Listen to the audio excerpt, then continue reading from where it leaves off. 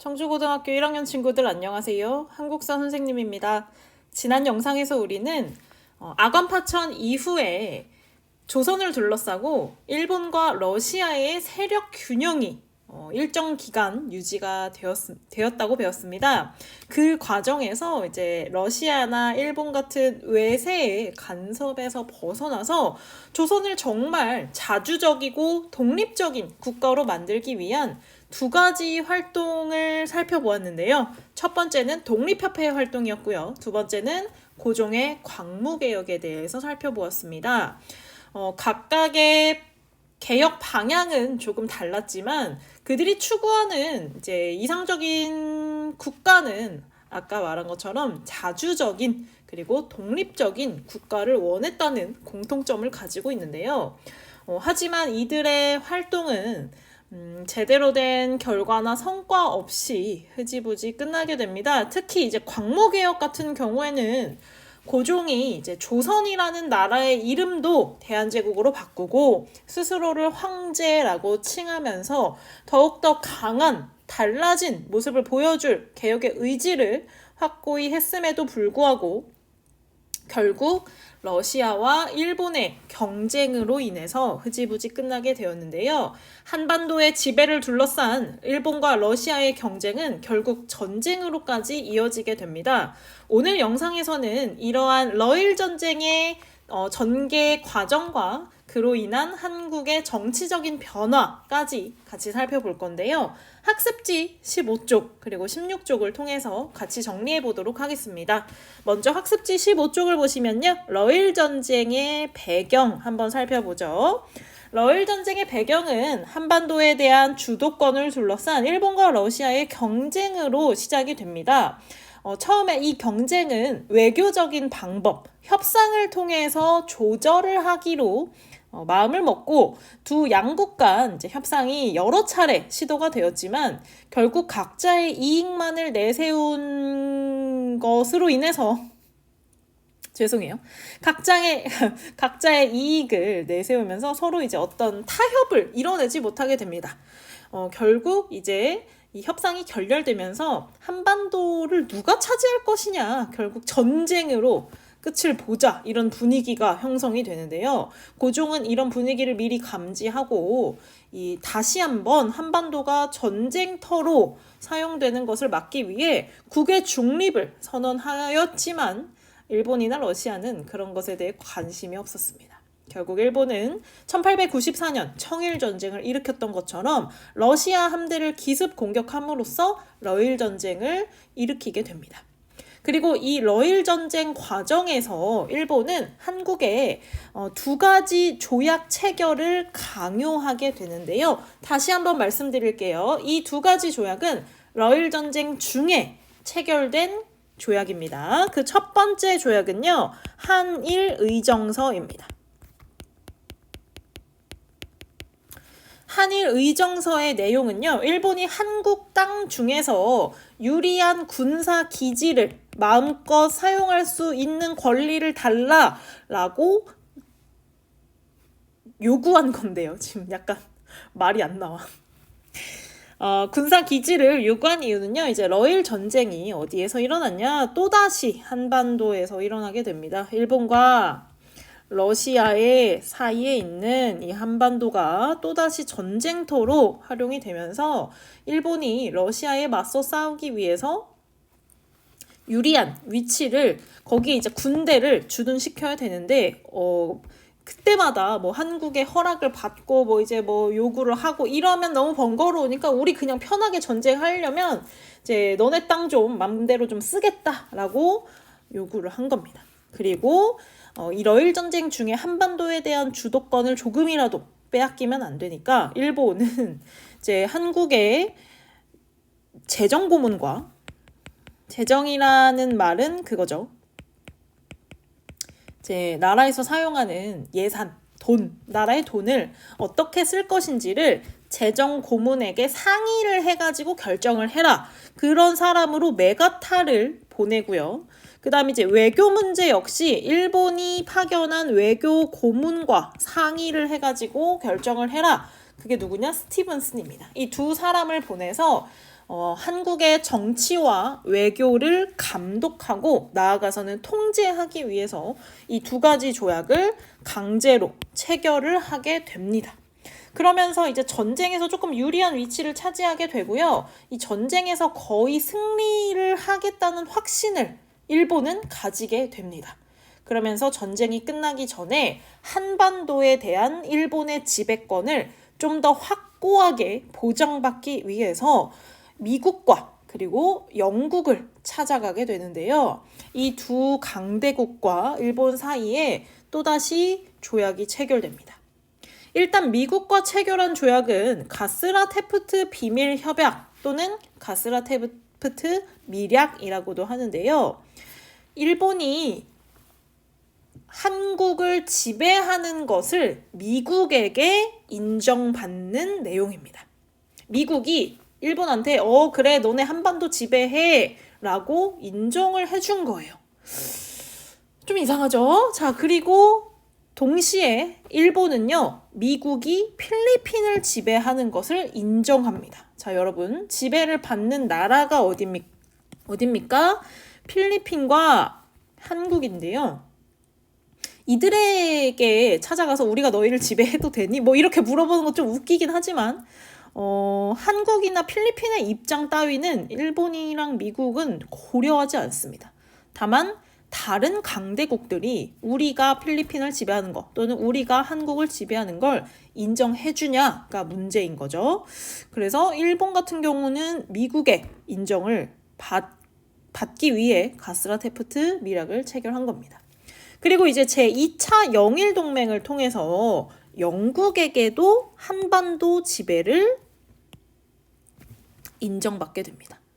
그러니까 지금 일본은 러시아와 전쟁을 하는 중에 미국에게 그리고 영국에게 우리가 이 전쟁에서 이기면 한반도 우리가 가져도 되지? 라고 확인을 받은 겁니다.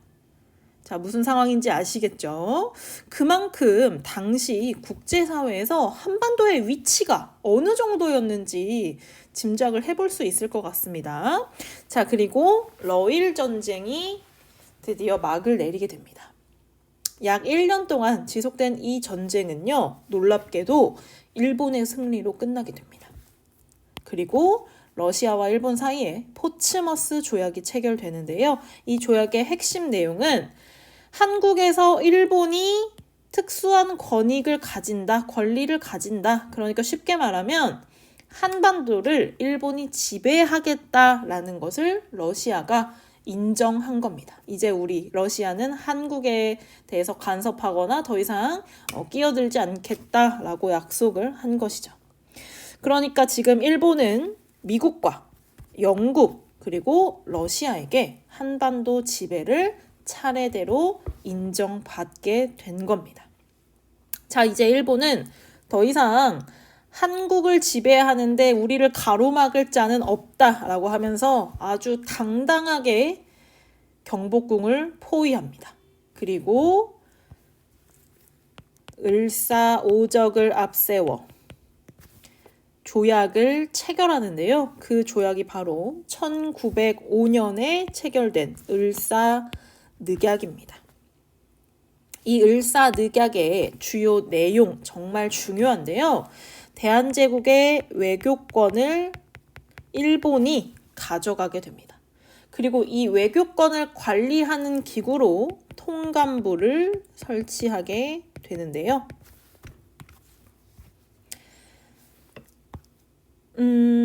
을사조약의 주요 내용을 여러분 교과서 127쪽에서 한번 살펴보도록 하겠습니다. 한국 정부는 앞으로 일본 정부의 중재를 거치지 않고는 국제적 성질을 가진 어떠한 조약이나 약속을 맺지 않는다. 쉽게 말하면 한국이 다른 나라와 조약을 맺거나 외교를 할 때는 일본이 반드시 같이 해야 된다는 거죠. 일본이 가운데 들어가야 된다는 거죠. 중재를 해야 된다는 거죠. 자, 그리고 일본 정부는 한국 황제 폐하의 밑에 한 명의 통감을 두고 통감은 오로지 외교에 관한 사항을 관리하기 위해서 경성에 머문다. 그리고 직접 한국 황제 폐하를 만날 권리를 가진다라는 내용을 조약으로 체결을 합니다. 이 통감, 조선의 한국의, 지금 대한제국이죠. 대한제국의 외교권을 행사하게 되는 이 통감은요, 이제 초대 통감으로 이토 히로부미가 부임을 하게 됩니다.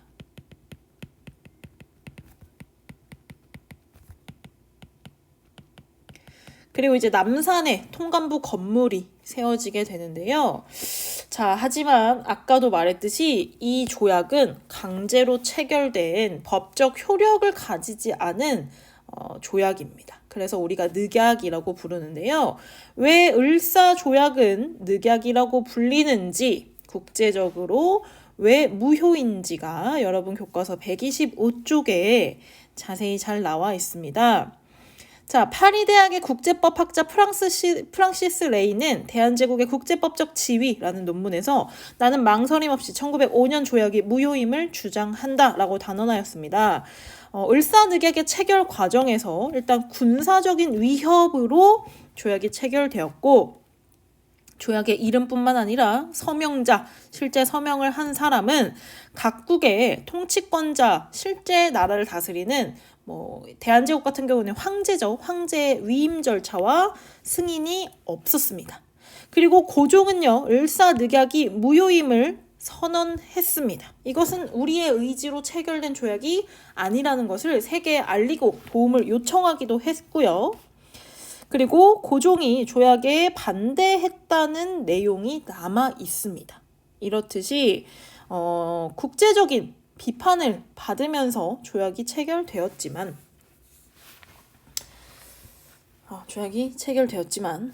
아무도 이제 조선의 상황을 도와주거나 하지 않았죠. 왜냐? 이미 앞에서 미국과 영국, 러시아에게 한반도 지배를 인정받았기 때문에.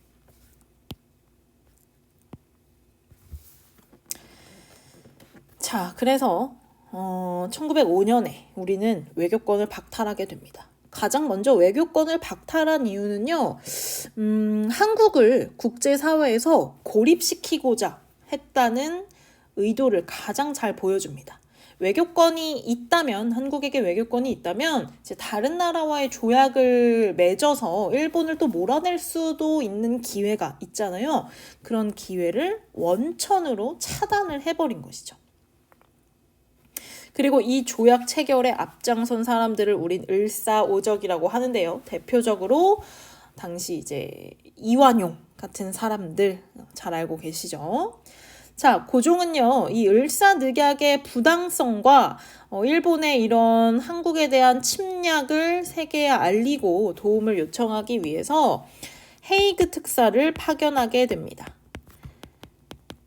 특사가 무엇이냐? 황제의 명령을 받고 파견된 신하라는 뜻인데요. 어디로 파견했냐면 당시 네덜란드에서 열리는 만국평화회의, 바로 네덜란드 헤이그라는 도시에서 열리게 되는데요. 이 특사 이곳에, 이 도시에 이상설, 이준, 이휘종을 파견해서 을사늑약이 강제로 체결되었으니까 지금 일본이 우리를 식민지로 만들려고 한다. 이것에 대해서 도와달라라고 알리기 위해서 신하들을 보내게 된 것입니다.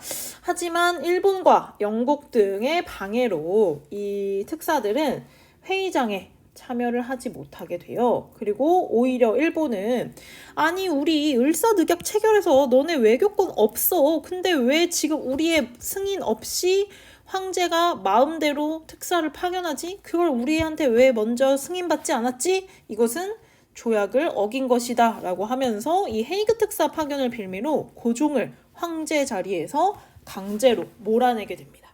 그리고 대한제국의 마지막 황제이자 고종의 아들 순종이 즉위를 하게 되는데요. 순종이 즉위한 직후에 또 다른 새로운 조약을 체결하게 됩니다. 1907년에 한일 신협약 또는 그 당시가 이제 정미년이었기 때문에 정미 7조약이라고 하는데요. 통감의 내정 간섭 권한을 강화하고요. 조선 정부에 일본인 차관을 임명할 것을 주요 내용으로 하고 있습니다. 이 하늘 신협약의 내용 보시면요. 원래 통감은 외교에 관한, 오로지 외교에 관한 사항만 관리하기로 내용을 만들어 뒀다가 한일 신협약이 되면 한국 정부는 시정 개선, 그리고 법령 제정 및 행정상의 처분, 고등관리의 임명을 누구에게 받는다? 통감에게. 통감의 권력이 굉장히 강해진 것을 볼 수 있습니다. 그리고 통감이 추천하는 일본인을 한국 관리, 이제 장관 밑에 각 부서의 2인자 자리에 있는 차관 자리에 앉힐 수 있다라는 내용을 담은 새로운 조약, 한일 신협약을 강제로 또 체결하게 됩니다. 그러면서 이후에 대한제국의 군대를 강제로 해산시키고요. 대한제국 정부가 가지고 있던 사법권과 행정권을 박탈하고 또 경찰권을 빼앗은 이후에 1910년 한국 병합에 관한 조약을 체결함으로써 일제가 이제 한국을 완전히 식민지로 만들게 된 것입니다. 그리고 이 식민지 조선을 관리하기 위해서 조선 총독부를 설치하게 되는 것이죠. 여기까지가 이제 우리가 흥선대원군의 집권부터 1910년 직전, 일제강점기 직전까지 정치적인 상황을 쭉 살펴보았는데요. 그 과정이 러일전쟁부터 시작해서 러일전쟁 중에 체결된 각종 조약과 결국 러일전쟁이 끝난 이후에 을사늑약부터 본격적으로 일본이 한국의 지배를 시작을 하게 되었고 결국 1910년에 우리가 일본의 식민 지배를 받게 되었다. 이 과정을 잘 정리를 해주시면 좋을 것 같습니다. 여러분 역사부도에 보시면 이렇게 연표로 잘 정리가 되어 있는데요. 선생님이 수업 시간에도 말했지만 연도 자체를 외우는 것이 목적이 아닙니다. 그 사건의 순서를 연결해서 외우는 것이 우리의 목적이고요. 너무 숫자에 집착하지 않으셨으면 좋겠어요. 자, 이제 봅시다. 다음 쪽 학습지 16쪽을 보시면요. 이제 독도와 간도 얘기를 간단히 하고 이제 마무리할 건데요. 앞에서 봤듯이 을사늑약, 한일 신협약, 그리고 한국 병합에 관한 조약 등등을 체결하면서 일본이 식민 지배를 공고화했다고 했죠. 그 과정에서 우리의 땅 역시 빼앗기게 됩니다. 대표적인 땅이 이제 독도와 간도인데요. 독도 같은 경우는 우리가 잘 알고 있는 땅이죠. 자, 독도가 우리 역사에서 처음으로 등장하게 된 것은 이제 삼국사기의 지증왕의 신라 지증왕 때 우상국을 정복하면서 우리 역사에 들어오게 됩니다. 역사의 시작으로 보고 있습니다. 이후에도 계속 울릉도와 독도 지역은 한국인들이 건너가서 살면서 그 지역, 동해 지역에서 이제 물고기를 잡는 등 이제 어업 활동을 하는 주요 배경이었는데요.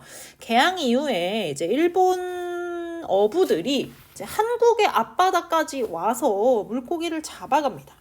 그럼 이제 조선의 어부들과 마찰이 생기겠죠. 그래서 이제 정부 차원에서 일본에게 아니 여기는 엄연히 우리 땅인데 왜 자꾸 여기까지 와서 물고기를 잡아가느냐라고 항의를 하게 됩니다.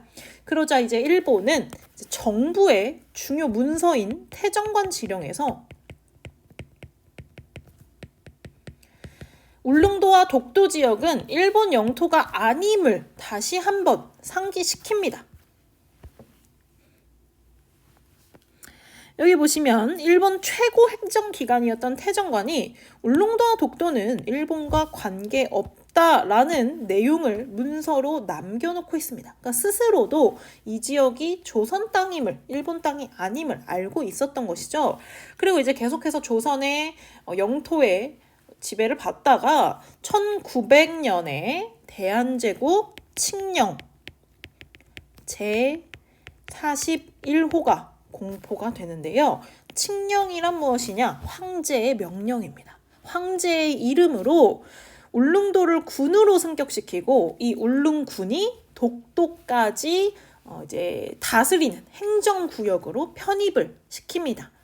그 말인즉슨 이 지역이 우리 땅이다, 대한제국의 영토다, 한국의 영토다라는 것을 황제의 이름으로 공식적으로 발표한 문서인데요.